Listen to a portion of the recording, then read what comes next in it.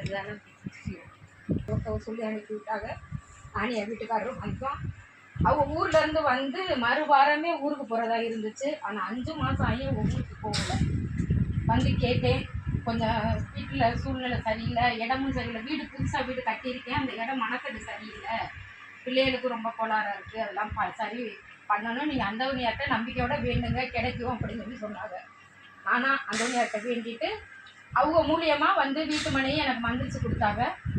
அந்தோனியாருக்கு சோத்திரம். எனக்காக அவங்க கடவுளிடம் பரிந்து பேசி எனக்கு அது சரி பண்ணி கொடுத்தாங்க. என் பெரிய பொண்ணு ரொம்ப முடியாமல் இருந்தா, அவர்கிட்ட வந்து மன்றாடினேன், அப்பா எல்லாருக்கும் முன்னாடி என் பிள்ளை முடியாமல் இருக்கா, அவரை நீங்கள் சரி பண்ணி கொடுங்க. அவள் 12 முடிச்சா அந்த காலேஜுக்கு வர சூழ்நிலையில் அங்கே போய் அவள் முடியாமல் இருந்தால் தூர தேசத்தில் போகிறவ கஷ்டப்படுவான்னு பேசிக்கிட்டே அதையும் சரி பண்ணி கொடுத்தாங்க. என் சின்ன பொண்ணுக்கு 16 வயசாக போகுது, பெரிய பொண்ணு ஆகலை. எல்லா பிள்ளைகளும் ஆயிடுச்சு. ஒரு பெத்த தாயை என்னால் தாங்க முடியலை. ஒவ்வொரு நாளும் நினைப்பேன், நம்ம பிள்ளை இன்னைக்கு பெரிய பிள்ளை ஆகலைன்னு.